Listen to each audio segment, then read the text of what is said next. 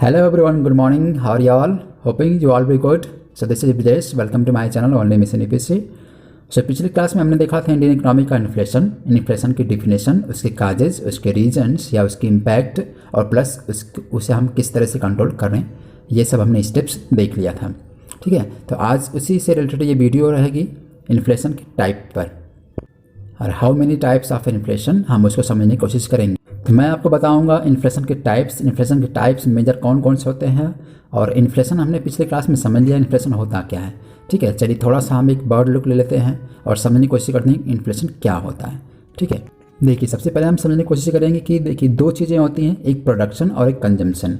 अगर प्रोडक्शन हो रहा है ज़्यादा चीज़ों का, गुड्स का, मटेरियल्स का, तो कोई दिक्कत नहीं है कंजम्पशन करने में। लेकिन अगर हम कंजम्पशन कर रहे हैं केवल और प्रोडक्शन कम हो रहा है तो प्रॉब्लम हो सकती है। ठीक है, दोनों कंडीशन में प्रॉब्लम हो सकती है। अगर कंजम्पशन ज़्यादा कर रहे हैं, प्रोडक्शन कम हो रहा है, तब भी प्रॉब्लम क्रिएट होगी, या हम प्रोडक्शन ज़्यादा कर रहे हैं, कंजम्पशन कर रहे हैं, तब भी प्रॉब्लम क्रिएट होगी। राइट, तो हम जब मार्केट में जाते हैं तो हम देखते हैं कि अचानक किसी चीज़ों का दाम, सब्जी का या फिर आपकी प्याज, टमाटर, आलू या जो भी आप डेली यूज की चीज़ें खरीदते हैं, उन चीज़ों का दाम अचानक बढ़ जाता है। तो इसके पीछे क्या रीज़न होता है? इसके पीछे बस एक ये रीज़न है कि कंजम्पशन हो सकता है कि ज़्यादा हो गया हो अचानक, या हो सकता हो कि मार्केट में गुड्स जो हैं वो, या जो भी मटेरियल्स है उसकी कमी पड़ गई हो, यानी उसका प्रोडक्शन कम हो गया हो। राइट, अब दूसरी बात करते हैं, जब हम कोई चीज़ सामान मार्केट से खरीदते हैं तो हमें उसके बदले में कुछ देना पड़ता है, दैट इज़ कॉल्ड मनी। जैसे हम अपनी करेंसी या किसी भी देश की जो खुद की करेंसी होती है उससे हम चीज़ों को एक्सचेंज करते हैं। राइट, आप मार्केट में गए, आपने दाल खरीदा या सब्जी खरीदी, तो उसके बदले में आपने उसको, उस दुकानदार को अपने पैसे पे किया, दैट इज़ कॉल्ड एक्सचेंज। ठीक है, और एक्सचेंज का सोर्स क्या? आपकी करेंसी है, आपका मनी है। ओके, इन्फ्लेशन का मतलब क्या होता है हिंदी में? मुद्रास्फीति। अगर हम इकोनॉमिकल टर्म में देखें तो इसका मतलब होता है मुद्रास्फीति, और हम अगर एक लेमैन की तरह समझें तो इसकी हिंदी होती है महंगाई। महंगाई जैसे हम सब लोग जानते हैं महंगाई क्या होती है। महंगाई का मतलब आप मार्केट में गए, तुरंत सामान का दाम बढ़ गया तो आप कहते हैं महंगाई आ गई। इसका मतलब आपकी लैंग्वेज में इसे हम महंगाई कहते हैं। अब थोड़ा समझ लेते हैं महंगाई होती क्या है, यानी इन्फ्लेशन होता क्या है। ठीक है, देखिए इकोनॉमिक में देखा जाए तो महंगाई का मतलब होता है कि वैल्यू ऑफ मनी जो होती है वो कम हो जाती है।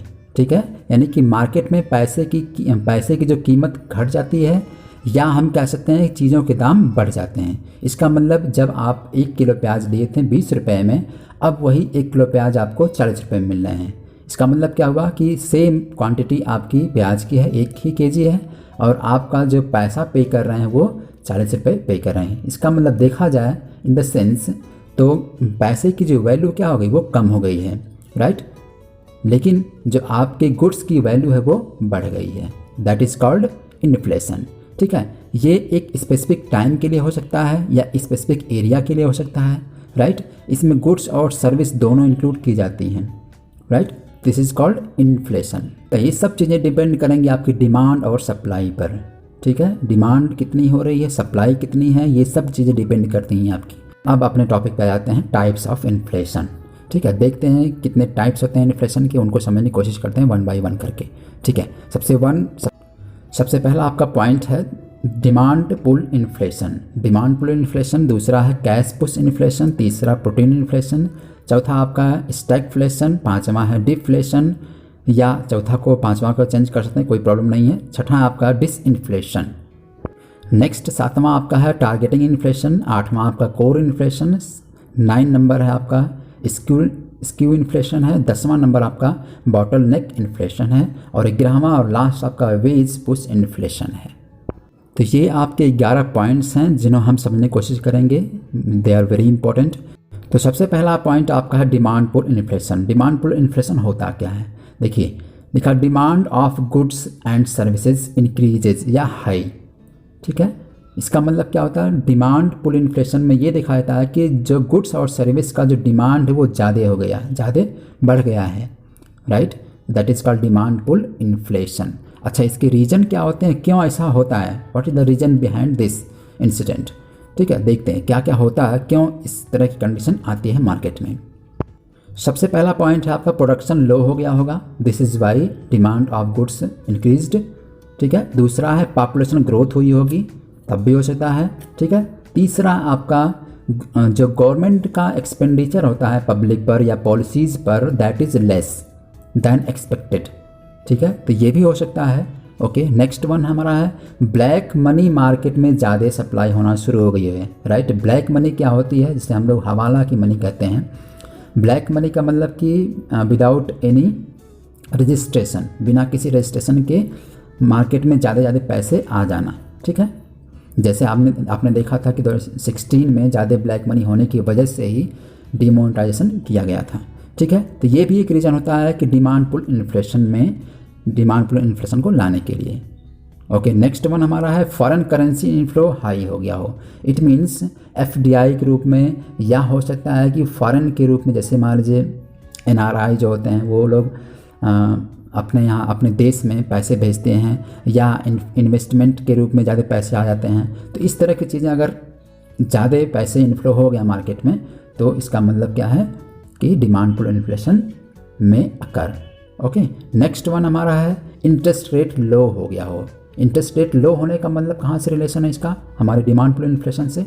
देखिए, जैसे बैंक में हम क्या करते हैं, हम बैंक गए, बैंक से हमें लोन लेना हुआ, ठीक है, तो हम बैंक में जनरली जाते हैं तो 8% 10% पे लोन मिलता है।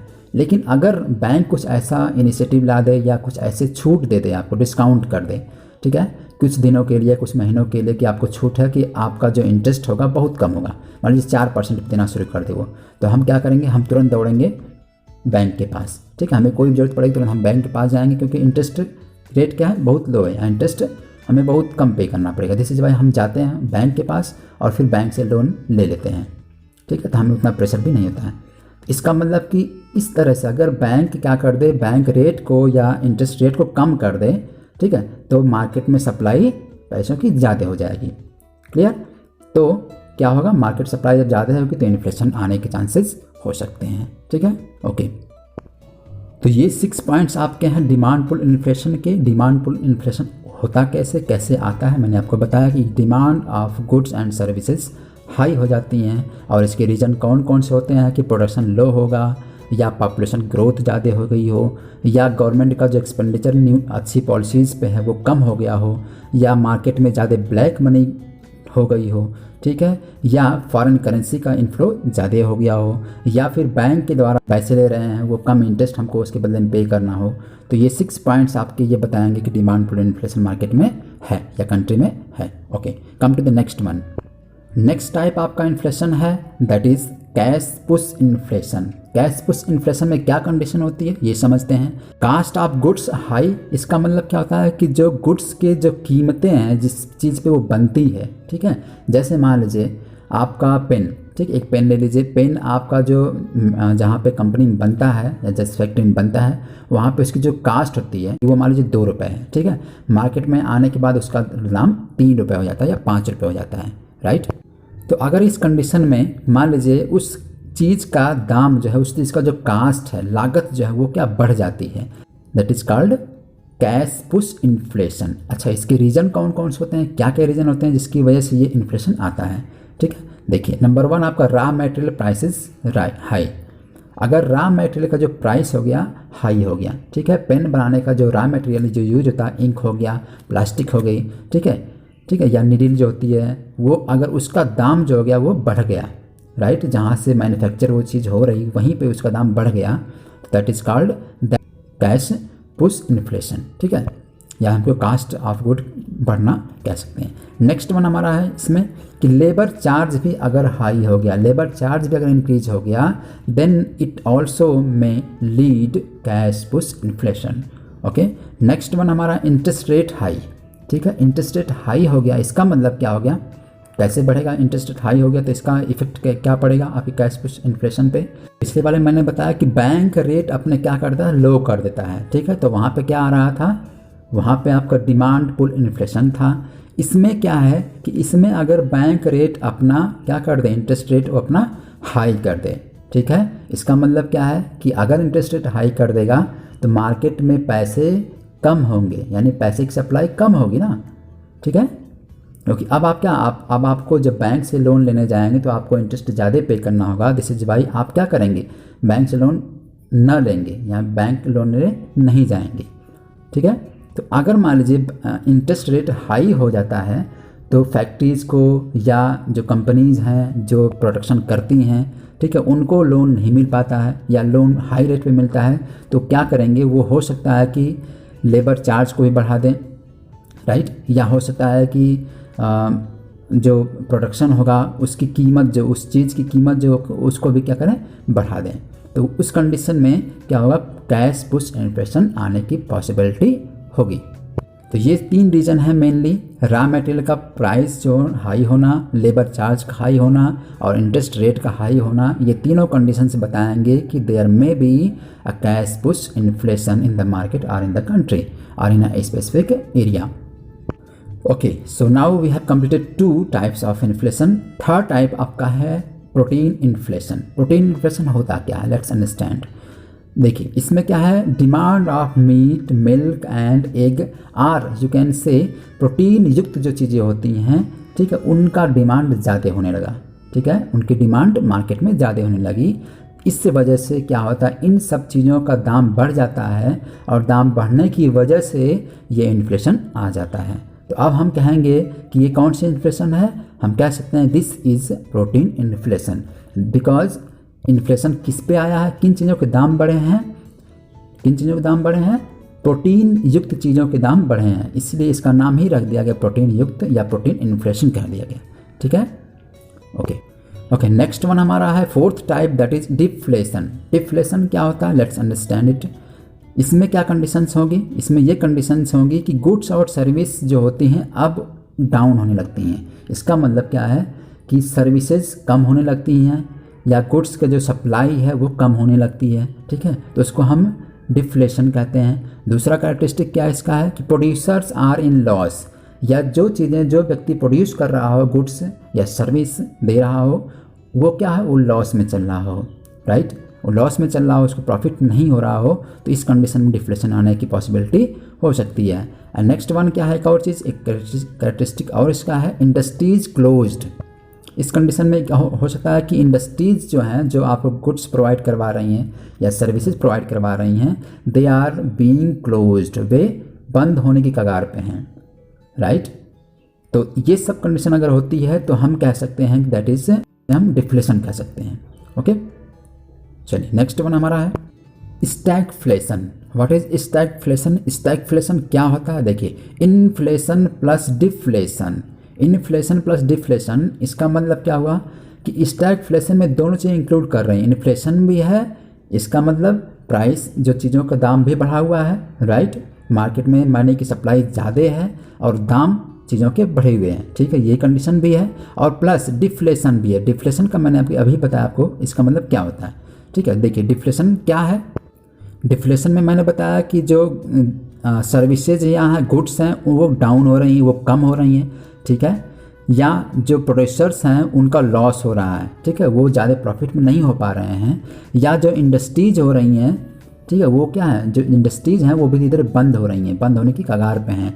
तो ये कंडीशन जब होती है तो हम उसे डिफ्लेशन कहते हैं। लेकिन अब हम अगला वाला जो पढ़ रहे हैं स्टैगफ्लेशन, इसमें क्या चीज़ है, स्टैगफ्लेशन में है कि इन्फ्लेशन भी है प्लस डिफ्लेशन भी, यानी दोनों कंडीशंस हैं। It means this is fatal, this may be fatal, ये ज़्यादा प्रॉब्लम क्रिएट कर सकता है स्टैगफ्लेशन। ठीक है, अब देखते हैं स्टैगफ्लेशन के क्या क्या और कंडीशंस हैं या क्या क्या इसके कैरेक्टरिस्टिक्स हैं।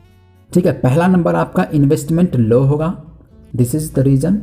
ये हो सकता है कि इन्वेस्टमेंट लो होने की वजह से भी क्या हो, स्टैगफ्लेशन हो। इन्वेस्टमेंट का मतलब कह सकते हैं कि डोमेस्टिक भी कह सकते हैं या एफडीआई भी कह सकते हैं। ठीक है, दोनों कंडीशन में हम दे सकते हैं। तो इन्वेस्टमेंट अगर लो हो कंट्री में तो इट में क्रिएट या it may be stagflation in the country.